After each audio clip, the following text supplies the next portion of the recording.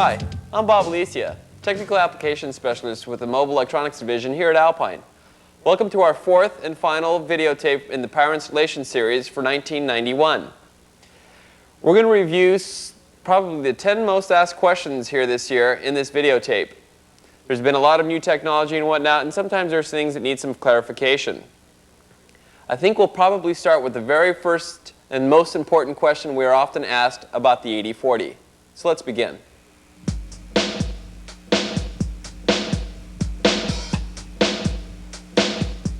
The dip switches inside the main unit are the only way to adjust the exterior perimeter. Nothing else affects it. It's set at maximum from the factory, and rarely do you have to change it. The 8040's exterior pre-warn zone actually adjusts itself during the first 10 seconds of initialization, so there's really no need to change it.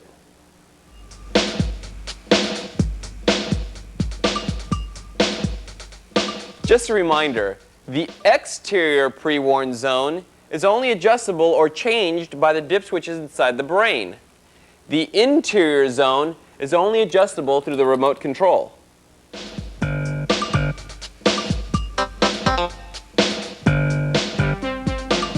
Where to place the radar sensor is determined by three key factors. First off, we have shape. The shape of the radar sensor itself is kind of like egg-shaped.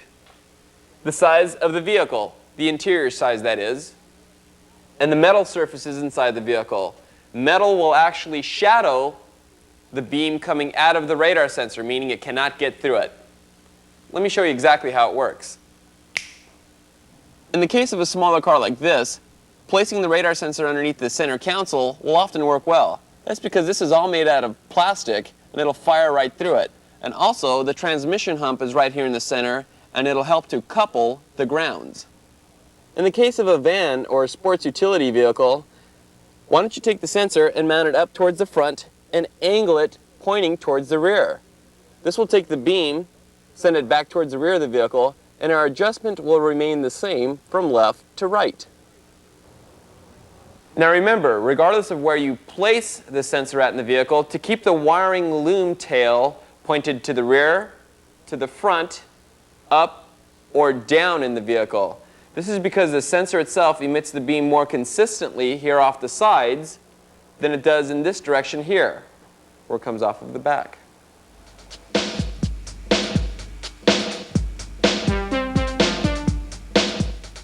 Now, let's review the 8040 interfacing into our 8200 pager. What this will do is when we attach the yellow-blue wire of the 8040 and hook it up to the green-orange wire of the 8200, the green LED will light anytime the outside perimeter goes into its 4-chirp sequence.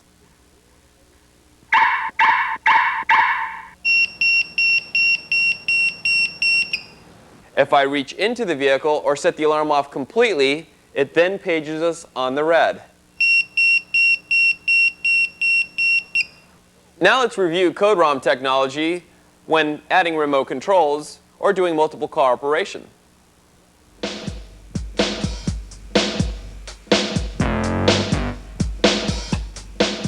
Remember that each new code you enter into the memory bumps out the oldest code in the 4 memory cells. This means that the 5th code always falls off. Now let's take a look at how to input a new code ROM into the main unit. Open the remote control that you want to add to the system. Take the code ROM out of that remote control, place it in the code ROM socket of the main unit, hit the reset button once, the LED on the dash will blink twice, remove the code ROM from the main unit, put it back in the remote control, and you're set. Let's say your customer has lost his remote control, and you need to bump out his old code from the 4 memory cells. First, open up the remote control and take the code ROM out of it. Place this code ROM into the code ROM socket of the main unit. Hit the reset button slowly 4 times, watching for a confirmation of the LED on the dash to blink twice. Once you've hit the reset button 4 times, all 4 memory cells have been erased and hold only the code ROM number of the new remote control. Now remember to place the code ROM back into the remote control.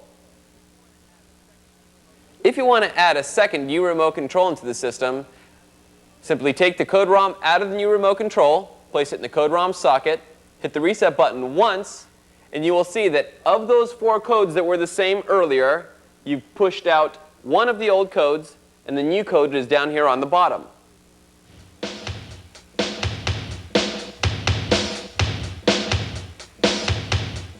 We're often getting a lot of multi-cooperation questions, and there's a little bit of confusion. Here, let me show you how you do it. Let's say we have 2 cars here, an Acura and a BMW. Let's say we want this to be car number 1, and then this to be car number 2. What we do is go to car number 1, open up the remote control, okay, take the code ROM out, put it in car number 2's brain, hit the reset button once.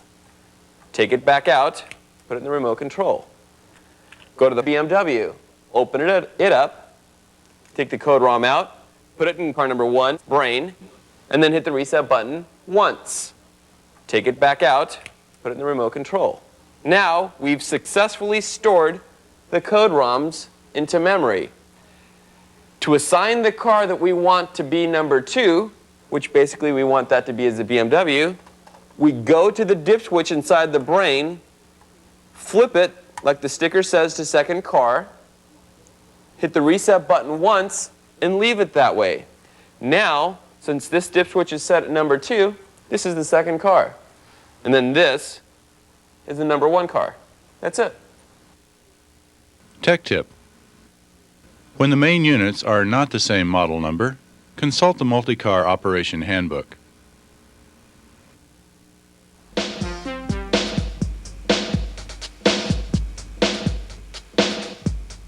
The 8200 paging system can be used with any security system out in the market today.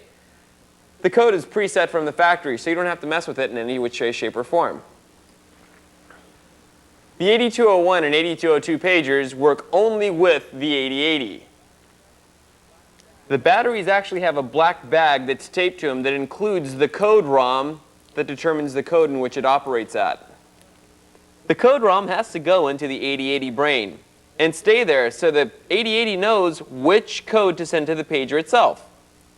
The pager's code ROM is not stored in the brain's 4 memory cells that memorize the code ROMs of the operating remote controls. This is why we insert the pager's code ROM directly into the 8080's main unit, then flip the dip switch to turn the pager on, and then hit the reset button. By flipping the dip switch inside the brain to pager, we've accomplished 2 things. The first and most important is to tell the brain not to store any new code ROMs into memory. The second is to process the code ROM that's sitting in the socket to identify which pager it's supposed to reach. Now let's go over that again. Insert the code ROM into the 8080's code ROM socket. Take your dip switch, turn it to the pager on position, press the reset button once. Now the brain knows that the code ROM inserted into the code ROM socket is available to access the pager. Now the pager is operational. You leave the pager's code ROM in the code ROM socket and leave the dip switch where it is in the pager setting. Flipping the dip switch to the pager setting tells the main unit not to store any new code ROMs into the 4 cell memory locations. Now, what if you wanted to change one of the 4 remote control codes that are already stored into memory? First, take the pager's code ROM out of the 8080's code ROM socket. Next, flip the bottommost dip switch from the pager to code ROM learn enable. This tells the brain to prepare to push a new code ROM into one of the 4 cell memory locations. Put in the code ROM for the new remote control you want it to learn. Hit the reset button once, and the new remote control's code is put into one cell of the 4 cell memory location. Now that it's learned the new code, take the code ROM back out. Move the dip switch from learn to pager. Put the pager's code ROM back in the socket, hit the reset button once, and you're done. So remember, the bottommost dip switch inside the main unit tells the main unit whether it's supposed to memorize the incoming code ROM or process the code ROM that's in the socket as to what pager it's supposed to page. The 8400A comes with the new protected valet feature. This is achieved by touching the TX2 EXT1 button and holding it for 2 seconds.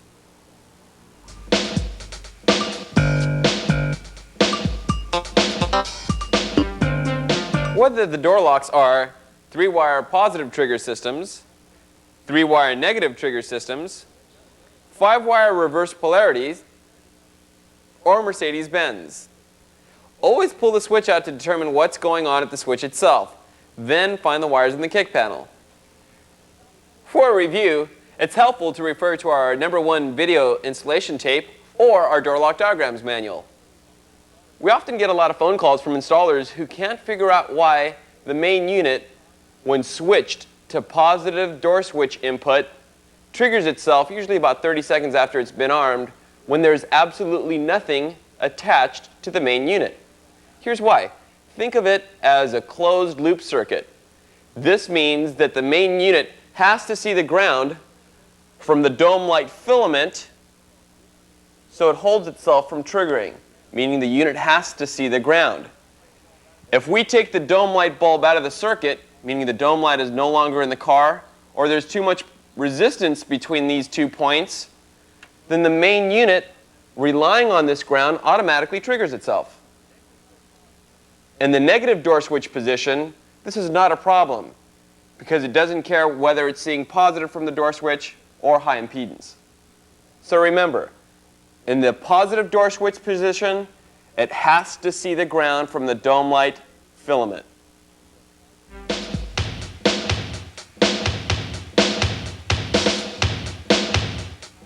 We often get calls on how to change the security code on a security system if the alarm has a keyboard.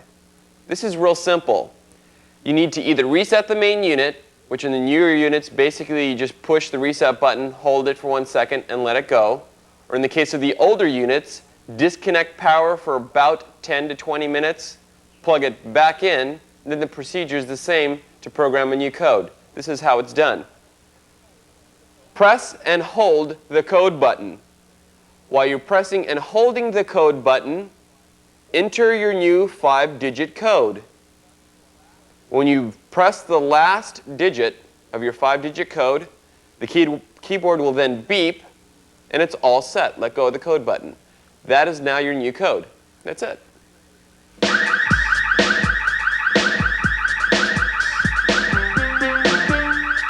A lot of installers ask, can the 8030B pick up glass breakage when it's done with an automatic center punch? Well, let's try it on a real car. In this car, we mounted one in each door jamb. Let's see how it reacts. Well, it works.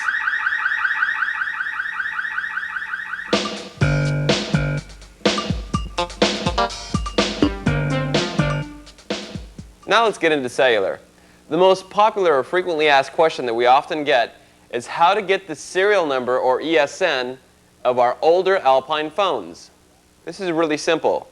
We take the last 5 digits of the serial number that's on the transceiver itself. We take this number and put our manufacturer's prefix of 150 and 3 zeros in front of it. With that, we have a complete ESN number of 150, 3 zeros, 30179. This is our ESN in a decimal format. In the case of the new phones, we can forget all of this. The new phones, since they're all Alpine built, have a completely way of getting the ESN. We actually get the ESN from the handset itself. You'll actually go through your NAM programming procedures. You'll hit store 5 times, and you'll see that your ESN shows up on the display in a hex format.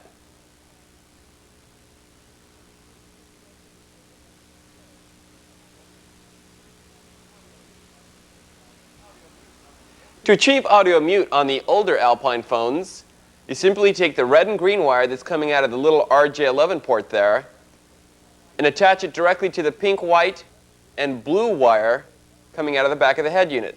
the wiring direction doesn't make any difference whatsoever. That's because whatever you put into the red or green wire comes out of the red or green wire. The little relay contact inside the speaker box has enough current potential to drive a Bosch relay. This is what you would use if you have other factory head units or maybe an older DIN cord configuration. In the case of newer Alpine cellular phones, there's a pink white wire that comes directly out of the transceiver itself. Now this will attach directly to your Alpine head unit that has a pink white wire on it. If you should happen to have an OEM unit or a non-Alpine head unit, you'll need this little relay module. This is because the transceiver unit itself is not producing enough amperage to energize a relay. Give us a call and we'll send one out to you.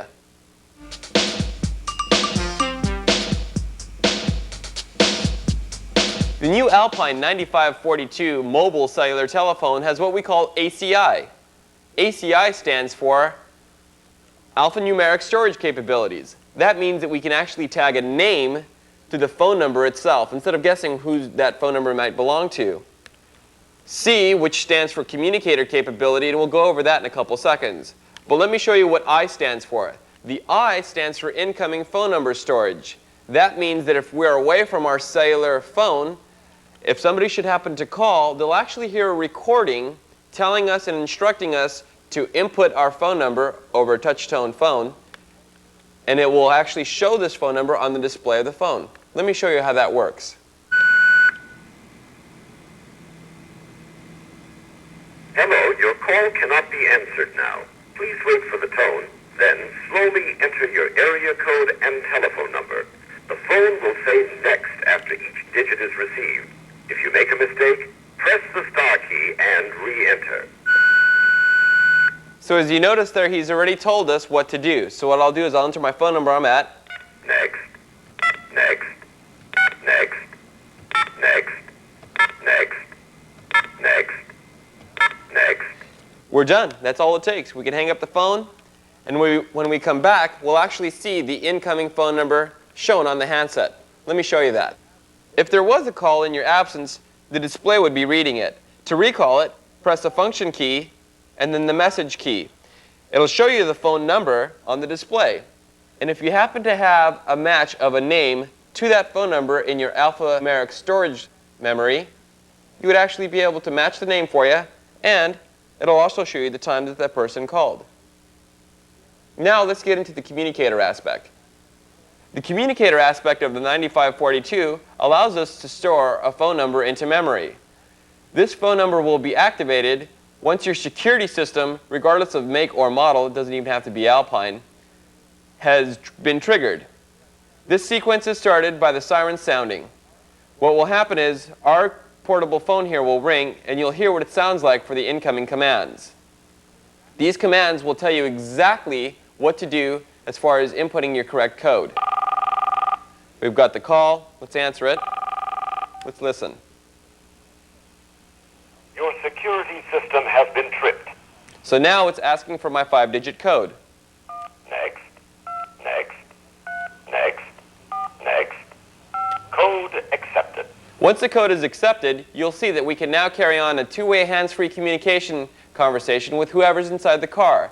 And if we press the key twice, Next. Output 1. it can access an EXT output, which can do things such as remote start.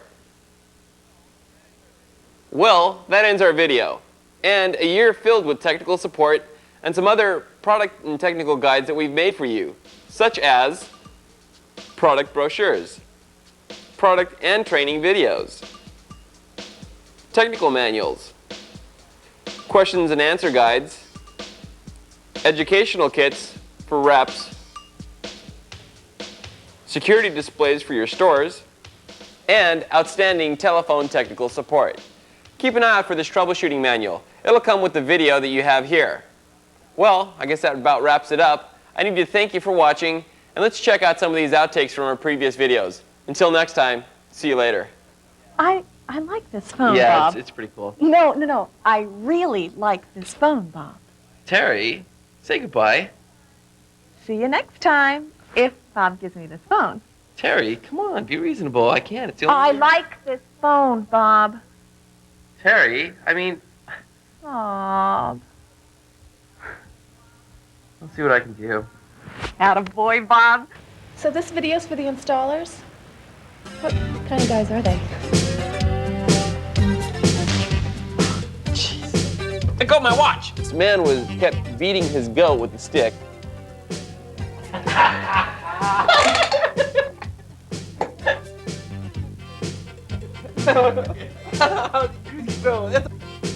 This is the brain.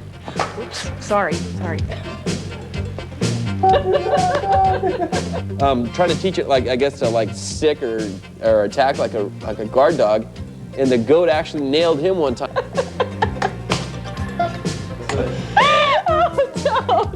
That installer tip, don't beat your goat.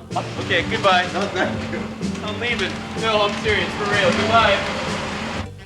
Hey, Bob, do you have any tips for installers? Yeah. Don't overlook the battery terminal. Goodbye. Good golly, man. I'm driving home at a very rapid pace.